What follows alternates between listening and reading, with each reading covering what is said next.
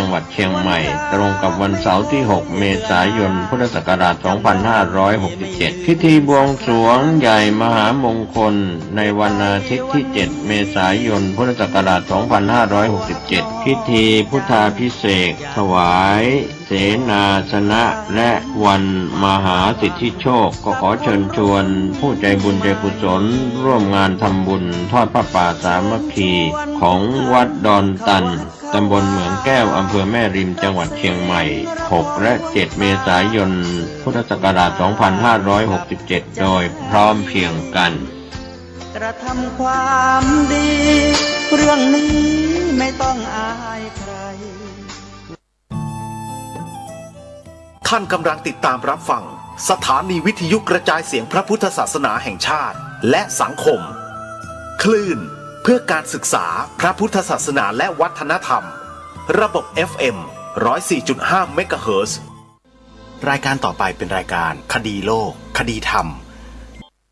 เป็นศาสนาสำหรับชาติเราศาสนาในสมัยนี้เป็นของที่แยกจากชาติไม่ได้เป็นความจำเป็นที่เราทั้งหลายผู้เป็นไทยจะต้องมั่นคงอยู่ในศาสนาพระพุทธซึ่งเป็นศาสนาสำหรับชาติเราพระพุทธศาสนาก็ดีหรือศาสนาใดก็ดีที่ตั้งมั่นอยู่ได้ก็ด้วยความมั่นคงของผู้เลื่อมใสตั้งใจที่จะรักษาและข้าพเจ้าพูดทั้งนี้ก็เพื่อชักชวนท่านทั้งหลายอย่างเป็นเพื่อนไทยและเพื่อนพุทธศาสนิกชนด้วยกันทั้งนั้นเพื่อความมั่นคงแห่งพระพุทธศาสนาข้าพเจ้ารู้สึกว่าได้ทำหน้าที่สมควรแก่อุปถัมภ์พระพุทธศาสนาเราจะตั้งใจรักษาศาสนาของเราด้วยชีวิตและถ้าท่านตั้งใจจะช่วยข้าพเจ้าในกิจอันใหญ่นี้แล้วก็จะเป็นที่พอใจข้าพเจ้าเป็นอันมากเพราะฉะนั้นเป็นหน้าที่ของเราทั้งหลายที่จะช่วยกันบำรุงรักษาพระพุทธศาสนาอย่าให้เสื่อมสูญไปการที่จะบำรุงพระพุทธศาสนาเราต้องรู้สึกก่อนว่าหลักของพระพุทธศาสนาคืออะไรเราจะถือว่าเราเป็นไทยด้วยกันหมดเราจะต้องรักษาความเป็นไทยของเราให้ยั่งยืนเราจะต้องรักษาพระพุทธศาสนาให้ถาวรวัฒนาการอย่างที่เป็นมาแล้วหลายชั่วโคตรของเราทั้งหลายพระบรมราโชวาทของพระบาทสมเด็จพระมงกุฎเกล้าเจ้าอยู่หัวรัชกาลที่ 6พระบรมราโชวาทก็ดีพระราชนิพนธ์ก็ดีหรือพระบรมราชโองการของพระมหากษัตริย์ถือเป็นบทบัญญัติแห่งกฎหมายทั้งหมดทั้งสิ้นการบัญญัติให้พระพุทธศาสนาเป็นศาสนาประจำชาติไทยไว้ในรัฐธรรมนูญจึงเป็นสิ่งที่ถูกต้องทั้งกฎหมายและทางโบราณราชประเพณีการบัญญัติให้พระพุทธศาสนาเป็นศาสนาประจำชาติไทยไว้ในรัฐธรรมนูญย่อมเป็นหลักค้ำประกันให้กับประชาชนคนไทยว่าตนได้ปฏิบัติตามกฎหมายอย่างแท้จริงการบัญญัติให้พระพุทธศาสนาเป็นศาสนาประจำชาติไทยไว้ในรัฐธรรมนูญมิได้เป็นการลิดรอนสิทธิเสรีภาพของผู้ใดแต่เป็นการยืนยันความจริงตามกฎหมายและประวัติศาสตร์ชาติไทยการบัญญัติให้พระพุทธศาสนาเป็นศาสนาประจำชาติไทยไว้ในรัฐธรรมนูญจะทำให้พระพุทธศาสนาได้รับการอุปถัมภ์และคุ้มครองจากรัฐดุจเดียวกันกับที่องค์พระมหากษัตริย์ทรงกระทำมาการบัญญัติให้พระพุทธศาสนาเป็นศาสนาประจำชาติไทยไว้ในรัฐธรรมนูญจะป้องกันพระพุทธศาสนาไม่ให้ถูกลัทธินิกายนอกศาสนากระทำการใดๆได้ด้วยอุบายต่างๆนานาการบัญญัติให้พระพุทธศาสนาเป็นศาสนาประจำชาติไทยไว้ในรัฐธรรมนูญจะทำให้สังคมไทยมีแต่ความสุขร่มเย็นเป็นธรรม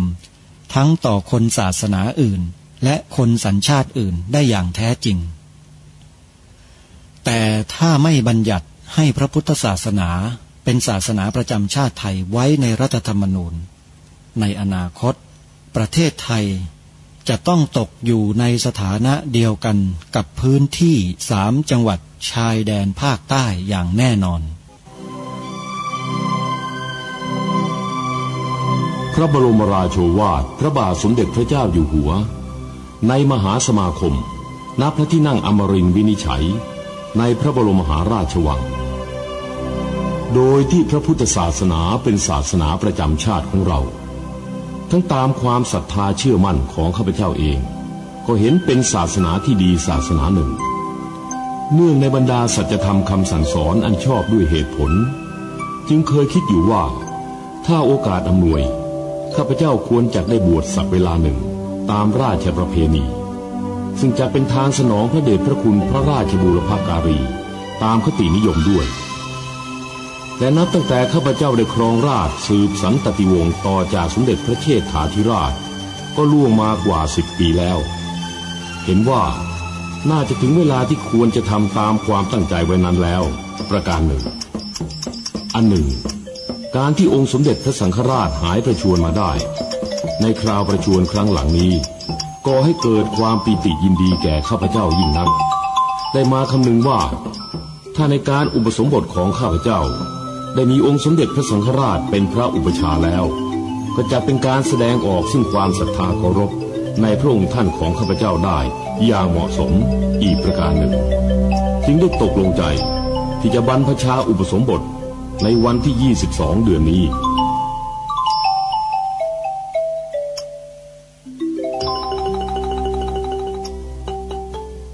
คดีธรรมมาพบกับสาธุชนเป็นปกติทุกวันจันทร์ถึงวันศุกร์และวันเสาร์อาทิตย์ทางสถานีวิทยุแห่งนี้ท่านผู้ฟังสามารถใช้โทรศัพท์มือถือ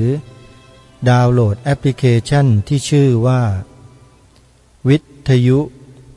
พุทธศาสนาทั่วไทยเพื่อติดตามรับฟังรายการนี้ได้เป็นประจำทุกวันแอปพลิเคชันดังกล่าวรวบรวมสถานีวิทยุพระพุทธศาสนาแห่งชาติไว้ในที่เดียวกันมากถึง48 สถานีท่านผู้ฟังที่ดาวน์โหลดแอปพลิเคชันนี้สามารถที่จะเลือกรับฟังสถานีใดก็ได้ตามศรัทธามีสาระเนื้อหาที่ดีๆทุกสถานีแต่ถ้าต้องการฟังรายการคดีโลกคดีธรรมเป็นประจำทุกวันนั้นท่านต้องฟังสถานีวิทยุที่มีรายชื่อดังนี้และมีเวลาออกอากาศที่ต่างกันดังนี้เวลา 9 นาฬิกาท่านสามารถเปิดรับฟังรายการนี้ได้ทางสถานีวิทยุวัดหนองกายวัดศรีอุดมวงศ์วัดอารามมงคลเวลา 10 นาฬิกาเปิดรับฟังได้ที่สถานีวิทยุวัดป่าจริยธรรมเวลา 11 นาฬิกาเปิดรับฟังได้ทางสถานีวัดฝายหินเวลา 13 นาฬิกาเปิดรับฟังได้ทางสถานีวิทยุวัดบ้านปลาคูนและเวลา 1 นาฬิกาเปิดรับฟังได้ทางสถานีวิทยุวัดฝายหินและสถานีวิทยุที่ออกอากาศอยู่ในจังหวัดสุพรรณบุรีซึ่งยังไม่ได้อัพเข้ามาสู่ในแอปพลิเคชันก็คือวัดสามชุกอำเภอสามชุกจังหวัดสุพรรณบุรีคลื่น FM 100.25 เมกะเฮิรตซ์ออกรายการคดีโลกคดีธรรมเป็นประจำทุกวันวันละ2 เวลาคือเวลา 9 นาฬิกาและเวลา 20 นาฬิกาท่านสาธุชนสะดวกช่วงไหนก็สามารถเปิดรับฟังในช่วงนั้นๆได้ วันนี้รายการคดีโลกคดีธรรมขอแจ้งข่าวประชาสัมพันธ์ญาติโยมสาธุชนทุกท่านให้ได้รับทราบถึงกิจกรรมที่จะมีขึ้นอีกไม่กี่วันข้างหน้านั่นก็คืองานทำบุญครบรอบ18ปีสถานีวิทยุพระพุทธศาสนาแห่งชาติประจำจังหวัดเลยวัดป่าจริยธรรมกำหนดวันจัดงานนั้นคือวันที่9และ10มีนาคมเพราะฉะนั้นจึงขอเรียนเชิญบรรดาสาธุชนทุกท่านมีส่วนร่วมทำบุญหนุนกองธรรมให้กับวัดป่าจริยธรรมที่เปิดธรรมะให้เราได้ศึกษาเรียนรู้กันตลอด24ชั่วโมงมาเป็นระยะเวลา18ปีเต็มเพราะฉะนั้นถึงเวลาแล้วที่เราจะได้ร่วมบุญให้กับทางวัดในการบริหารจัดการค่าสิ่งต่างๆที่ได้ใช้จ่ายในการออกอากาศไม่ว่าจะเป็นค่ากระแสไฟฟ้า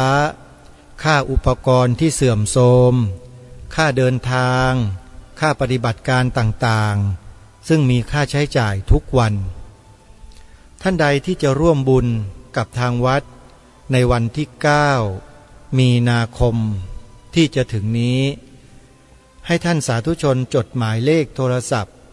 แล้วโทรแจ้งที่หมายเลขนี้ได้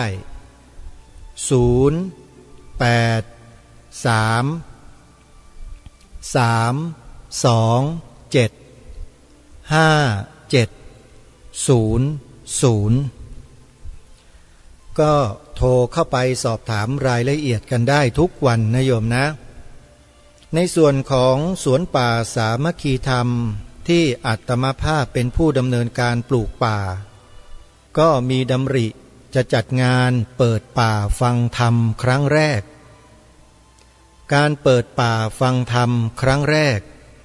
ถือว่าเป็นการจัดงานครั้งแรกของสวนป่าสามัคคีธรรมนับตั้งแต่เริ่มปลูกป่ามาตั้งแต่ปีพระพุทธศักราช 2562 การจัดงานนั้นได้กำหนดไว้ในเดือนธันวาคม 2567 แต่จะเป็นในช่วงสัปดาห์ไหนนั้นเดี๋ยวจะแจ้งให้ทราบอย่างเป็นทางการอีกครั้งหนึ่งช่วงนี้ท่านสาธุชนก็ขอให้อดใจรอสักนิดหนึ่งเพื่อที่จะได้ปรึกษาครูบาอาจารย์ของเราว่าท่านจะช่วยแนะน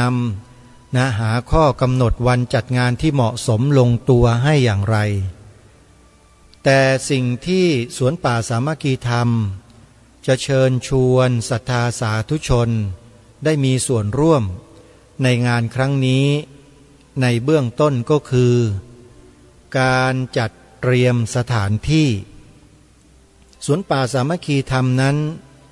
ยังไม่ได้ดำเนินการจัดปรับพื้นที่ให้ดูเหมาะสมในการใช้งานจึงมีความจำเป็นจะต้องทำการปรับพื้นที่ให้เหมาะสมและจะต้องมีการเตรียมอาคารสถานที่ที่จำเป็นเพื่อให้รองรับผู้ที่มาร่วมงานเป็นจำนวนเรือนร้อยให้สามารถใช้โดยความสะดวกนั่นก็คือห้องน้ำสวนป่าสามัคคีธรรม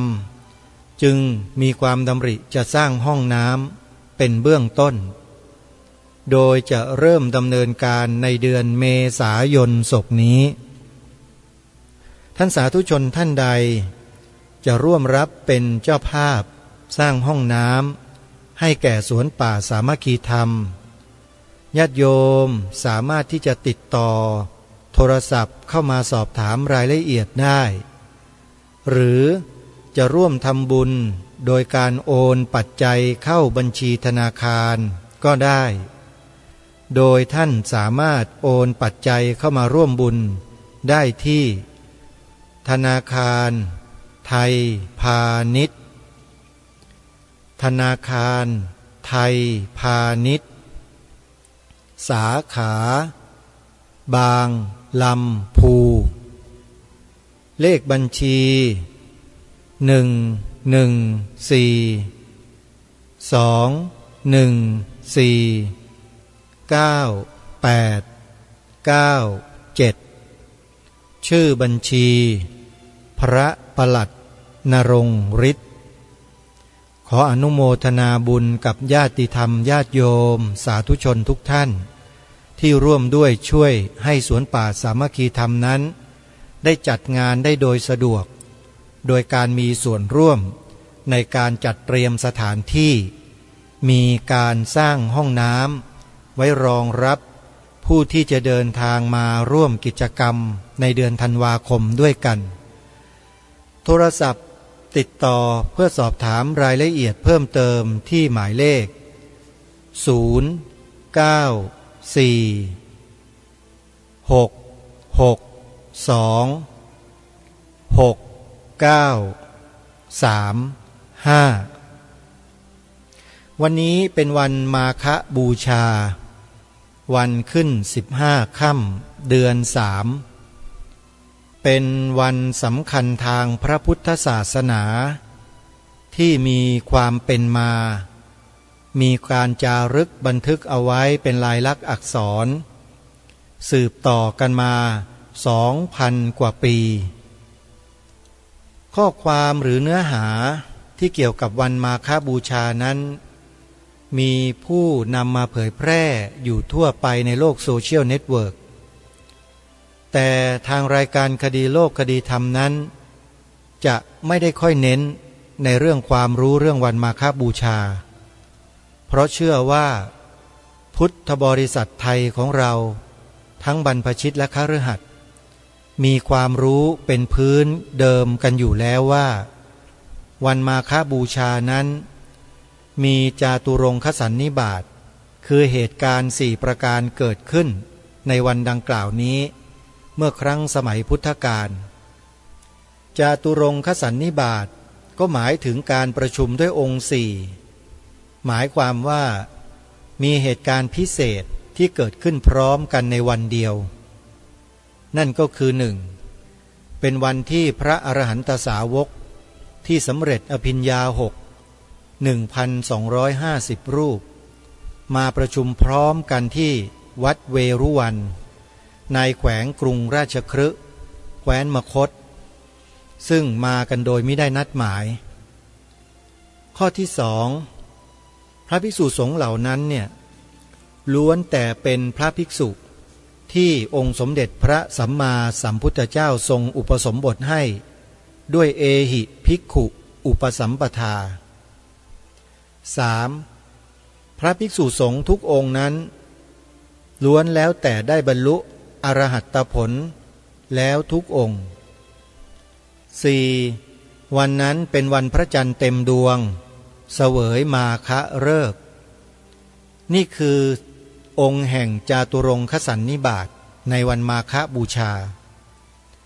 สาระที่สำคัญนั้นไม่ได้อยู่ที่จาตุรงคสันนิบาตสาระสำคัญอยู่ที่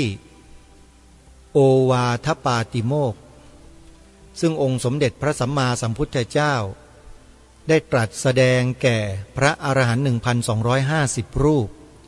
เพื่อให้พระอรหันต์เหล่านี้เนี่ยนำไปสอนประชาชนในแคว้นต่างๆของประเทศอินเดียในสมัยนั้นท่านสาธุชนทุกท่านธรรมหลักๆของโอวาทปาติโมกข์ที่เราได้ยินกันเป็นประจำบ่อยๆเลยก็คือสัพพปาปัสสะอาการนัง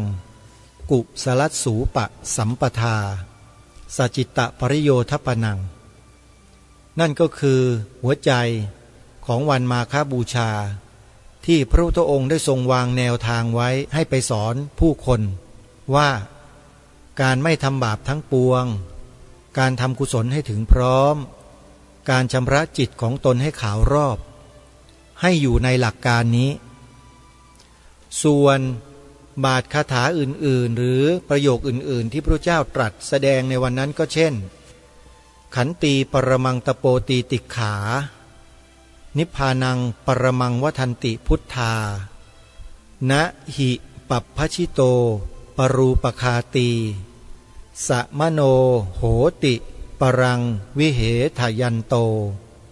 อนูปวาโทอนูปคาโตปาติโมเขจะสังวโรมัตตัญยุตาจะพัตตัสมิงปันตัญจะสยนาสนัง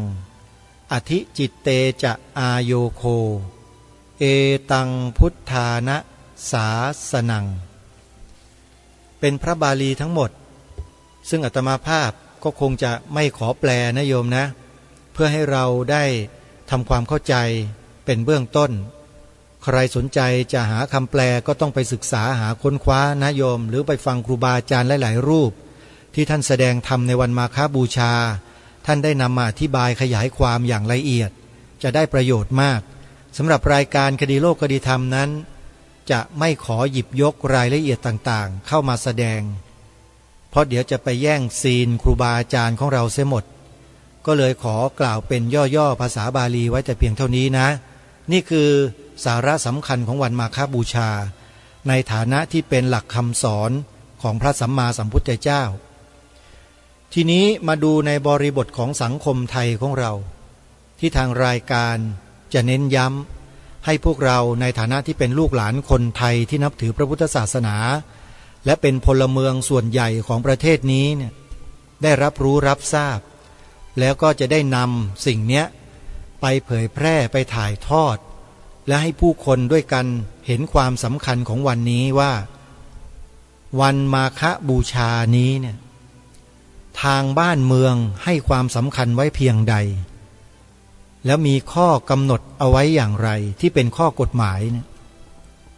วันนี้ก็เลยจะนำเสนอเรื่องนี้แหละให้พวกเราที่ทำหน้าที่กันอยู่ในบ้านในเมืองในฐานะต่างๆไม่ว่าจะอยู่ที่แห่งหนตำบลใดก็แล้วแต่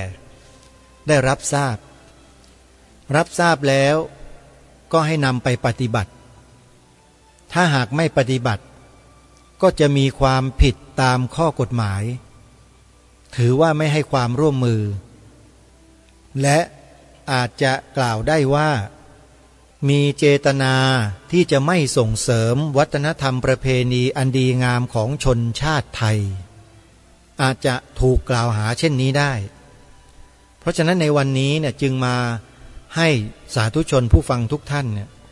ได้มาทำความรู้เกี่ยวกับกฎหมายเกี่ยวกับระเบียบเกี่ยวกับคำสั่งที่เกี่ยวข้องกับวันสำคัญทางพระพุทธศาสนานี้ซึ่งวันสำคัญทางพระพุทธศาสนานี้ได้ถูกกำหนดไว้ในระเบียบสำนักนายกรัฐมนตรีว่าด้วยการใช้การชักหรือการแสดงธงชาติและธงของต่างประเทศในราชอาณาจักรฉบับปีพระพุทธศักราช 2529 โดยมีความปรากฏในวรรคต้นว่าโดยที่ได้มีการปรับปรุงกฎหมายว่าด้วยธงขึ้นใหม่ประกอบกับได้พิจารณาเห็นว่าระเบียบเกี่ยวกับการชักธงชาติได้ประกาศใช้มาเป็นเวลานานและมีการแก้ไขเพิ่มเติมหลายครั้งจึงเป็นการสมควรปรับปรุงระเบียบเกี่ยวกับการใช้การชักหรือการแสดงธงที่มีความหมายถึงประเทศไทยและชาติไทยรวมตลอดถึงการใช้การชักหรือการแสดงธงของต่างประเทศในราชอาณาจักรให้เหมาะสมยิ่งขึ้นอาศัยอำนาจตามความในมาตรา 45 และมาตรา 46 วรรค 4 แห่งพระราชบัญญัติธงปีพระพุทธศักราช 2522 สำนักนายกรัฐมนตรีจึงวางระเบียบไว้ดังต่อไปนี้ข้อ 1. ระเบียบนี้เรียกว่าระเบียบสำนักนายกรัฐมนตรีว่าด้วยการใช้การชักหรือการแสดงธงชาติและธงของต่างประเทศในราชอาณาจักรพระพุทธศักราช 2529 ข้อ 2. ระเบียบนี้ให้ใช้บังคับเมื่อพ้นกำหนด60 วันนับแต่วันประกาศในราชกิจจานุเบกษาเป็นต้นไปข้อ 3. ให้ยกเลิกวงเล็บหนึ่งวงเล็บสองวงเล็บสามวงเล็บสี่ก็คือพระราชบัญญัติหรือประกาศเดิมๆนะโยมนะแต่มาจะไม่ขออ่านนะฮะแล้วก็จะยกยอดไปยาวเลยว่าในหมวดที่สองแล้วกันหมวดที่สองการชักธงชาติในราชอาณาจักรก็จะมีข้อ12บอกว่าการชักธงชาติในเวลาปกติณอาคารสถานที่และที่ยานพาหนะให้ปฏิบัติดังต่อไปนี้วงเล็บ1วงเล็บ2วงเล็บ3วงเล็บ4วงเล็บ5วงเล็บ6จนถึงวงเล็บ7แล้วจากนั้นก็ขึ้นข้อ13ว่าในโอกาสและวันพิธีสำคัญให้ชักและประดับธงชาติณอาคารสถานที่ยานพาหนะและที่สาธารณสถานตามกำหนดวันและระยะเวลาดังต่อไปนี้วงเล็บหนึ่งวันขึ้นปีใหม่วันที่1 มกราคม1 วันหมายความว่าให้ประดับธงชาติตามอาคารสถานที่ต่างๆทั่วประเทศเนี่ย1 วัน2วันมาฆบูชา1 วันก็คือวันนี้โยมนี่แหละวันนี้แหละประดับธงชาติและก็ธงประจำวันมาฆคือธงพระพุทธศาสนาธงธรรมจักรนั่นเองนะฮะ3วันพระบาทสมเด็จพระพุทธยอดฟ้าจุฬาโลกมหาราชและวันที่ระลึกมหาจักรีบรมราชวงศ์คือวันที่6 เมษายน1 วันวงเล็บ4วันสงกรานต์วันที่13 เมษายน1 วันวงเล็บ5ฉัตรมงคลวันที่5 พฤษภาคม1 วันวงเล็บ6วันพืชมงคล1 วันวงเล็บ7วันวิสาขบูชา1 วันวงเล็บ8วันอาสาฬหบูชา1 วันวงเล็บ9วันเข้าพรรษา1 วันวงเล็บ10วันเฉลิมพระชนมพรรษาสมเด็จพระบรมราชินีนาถวันที่12 สิงหาคม1 วันวงเล็บ11วันเฉลิมพระชนมพรรษาพระบาทสมเด็จพระเจ้าอยู่หัววันที่5 6และ7 ธันวาคม3 วันวงเล็บ13วันรัฐธรรมนูญวันที่10 ธันวาคม1 วันการชักและประดับธงในโอกาสหรือวันพิธีสำคัญอื่นๆให้เป็นไปตามที่ทางราชการและประกาศให้ทราบเป็นครั้งคราวส่วนการชักและประดับธงในงานพิธีสำคัญอื่นๆตามประเพณีนิยมให้ปฏิบัติต่อธงด้วยความเคารพท่านผู้ฟังสาธุชนทุกท่านนะที่ทางรายการไม่ปรารภถึงรายละเอียดของวันมาฆบูชาวันวิสาขบูชาวันเข้าพรรษาวันอาสาฬหบูชาเหมือนกับครูบาอาจารย์รูปอื่นๆเนี่ยก็เพราะเห็นว่าครูบาอาจารย์รูปอื่นๆทุกรูปในประเทศไทยเนี่ยท่านก็อธิบายเรื่องวันสำคัญเหล่านี้ดีแล้วเหมาะสมแล้วโยมอาตมาภาพเองมองเห็นว่าถ้าหากเราไปปรารภและพูดเหมือนอย่างครูบาอาจารย์ก็จะเป็นสาระซ้ำๆเหมือนกันทุกอย่างก็ไม่แตกต่างอะไรกันก็เลยคิดว่าในฐานะที่รายการนี้ก็ทำงานเพื่อความมั่นคงนะทางจิตสำนึกของคนไทย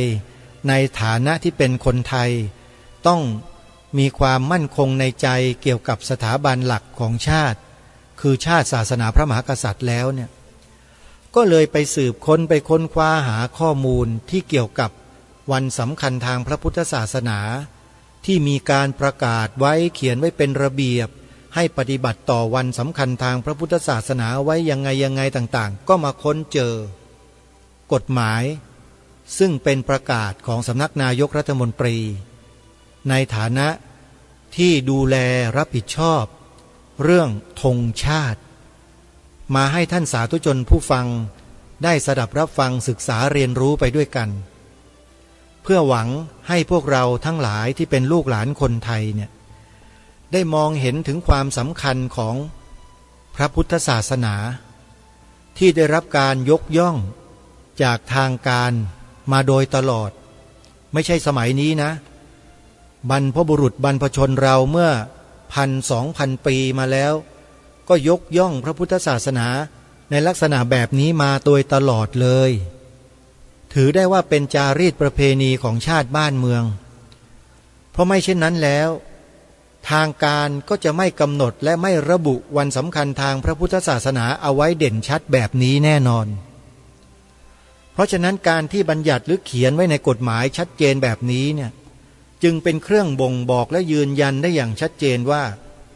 ประเทศไทยเรานั้นมีพระพุทธศาสนานี่แหละเป็นศาสนาประจำชาติไทยของเราจริงหรือไม่ท่านผู้ฟังประกาศเมื่อสักครู่นี้ที่อ่านให้ฟังถึงวันพิธีสำคัญที่จะให้มีการใช้และประดับธงชาติณอาคารสถานที่ยานพาหนะและที่สาธารณสถานตามกำหนดวันและระยะเวลาดังต่อไปนี้เขาก็ระบุวันสำคัญของชาติขึ้นมาเลยและใน13 วันนั้นน่ะมีวันสำคัญทางพระพุทธศาสนาอยู่ถึง4 วันโยม4 วันมีวันอะไรบ้างในวงเล็บ2วันมาฆบูชาในวงเล็บ7วันวิสาขบูชาในวงเล็บ8วันอาสาฬหบูชาในวงเล็บ9วันเข้าพรรษาตรงนี้หมายความว่าอย่างไรหมายความว่าประเทศไทยของเรานั้นยอมรับนับถือพระพุทธศาสนาว่าเป็นศาสนาประจำชาติไทยของเราใช่หรือไม่รายการคดีโลกคดีธรรมตอบแทนทุกท่านมาโดยตลอดว่าใช่แล้วทีนี้เมื่อใช่แล้วเนี่ยทำไมล่ะประเทศไทยเราเวลาออกกฎหมายเขียนกฎหมายรัฐธรรมนูญของชาติของบ้านของเมืองทำไมจึงไม่ระบุเอาไว้ให้ชัดเจนถูกต้องว่าประเทศไทยมีพระพุทธศาสนาเป็นศาสนาประจำชาติทำไมจึงไม่ระบุล่ะเพราะเหตุอะไรทำไมมีอะไรหรือนี่คือข้อสงสัยที่พี่น้องชาวพุทธในประเทศไทยจำนวนไม่น้อยเกิดข้อสงสัยในข้อนี้ขึ้นมาโดยเฉพาะกลุ่มชาวพุทธที่เคยออกไปเรียกร้องให้มีการเขียนกฎหมายรัฐธรรมนูญบัญญัติไว้ให้ศาสนาพุทธเป็นศาสนาประจำชาติไทยเอาไว้ในมาตราใดมาตราหนึ่งอยู่ในหมวดทั่วไปคือมาตรา1 2 3 4อะไรก็แล้วแต่ในมาตราแรกๆของรัฐธรรมนูญแล้วทำไมพวกที่เป็นนักร่างรัฐธรรมนูญทั้งหลายเนี่ยที่ประชาชนชาวพุทธทั้งแผ่นดินเลือกเข้าไปเนี่ยจึงไม่สนใจเสียงของประชาชนที่เรียกร้องนั้นล่ะทีนี้มันเป็นข้อสงสัยไม่เคยจบไม่เคยสิ้นว่าทำไมและประชาชนก็หาคำตอบกันต่างๆนานามากมายมีคำตอบหลายคำตอบบอกว่าคนเหล่านี้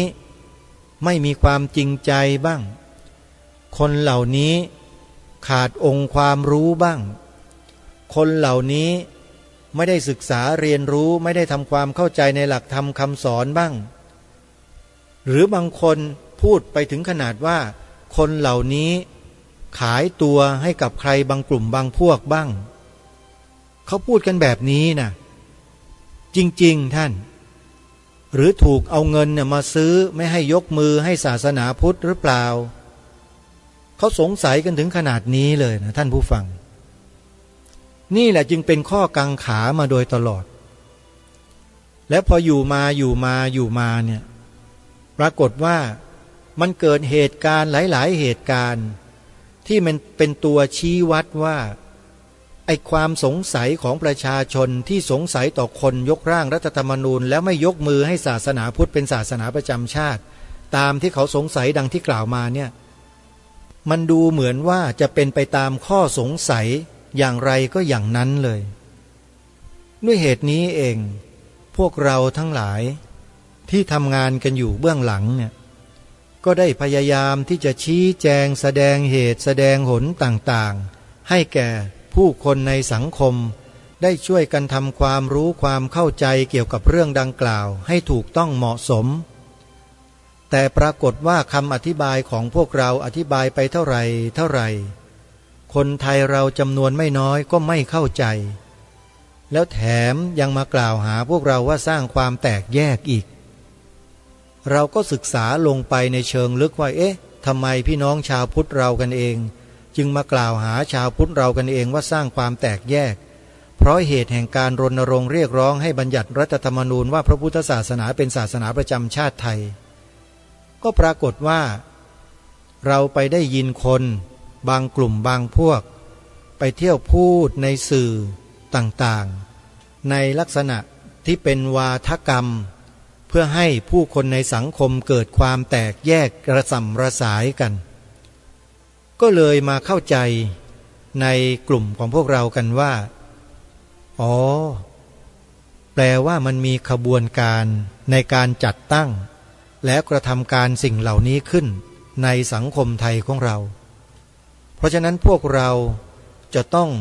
ดึงเอาพี่น้องชาวพุทธของเราเนี่ยกลับมาให้ได้ไม่ว่าด้วยวิธีใดก็แล้วแต่อาตมาภาพก็เป็นหนึ่งในนั้นที่พยายามเหลือเกินที่จะปลุกจิตสำนึกพี่น้องคนไทยของเราเนี่ยให้กลับมายืนอยู่บนจุดยืนที่ถูกต้องของบ้านเมืองของเราด้วยกันโดยการนำเสนอให้พวกเราได้ใช้วาจาของเรานี่แหละเป็นเครื่องนำทางไปสู่ความถูกต้องที่เราเรียกร้องและรณรงค์มาโดยตลอดว่าประเทศไทยมีพระพุทธศาสนาเป็นศาสนาประจำชาติบัญญัติไว้ในกฎหมายรัฐธรรมนูญให้ได้นี่คือสิ่งที่เราต้องทำแล้วทางรายการคดีโลกคดีธรรมก็ทำมาโดยตลอดทำจนกระทั่งญาติโยมที่ฟังรายการพระคุณเจ้าที่ฟังรายการบ่นทุกวันเลยพูดซ้ำๆซากๆซ้ำๆนี่ขนาดพูดซ้ำๆซากๆซ้ำๆแล้วนะพระคุณเจ้าที่ว่าอาตมาหรือญาติโยมที่ว่าอาตมาเนี่ยก็ยังไม่เห็นธรรมเลยใช่ไหมไม่เห็นธรรมเลยฮะถ้าทำแต่ไม่ว่าเลยอันนี้ไม่ทำทางรายการก็เลยตั้งข้อสังเกตคนเหล่านี้ว่าพวกนี้มันไปติดเชื้อในกระแสจิตมาจากที่ไหนหรือเปล่าไปโดนวาทกรรมของฝ่ายตรงข้ามล้างสมองไปแล้วหรืออย่างไรมันก็เลยเป็นที่มาที่ไปของการจัดรายการในลักษณะที่ใช้วาจาเช่นนี้มาโดยตลอดเพราะบอกแล้วว่ารายการนี้ไม่ใช่จัดรายการแบบสเปะสปะมีการคิดวิเคราะห์ไว้แล้ว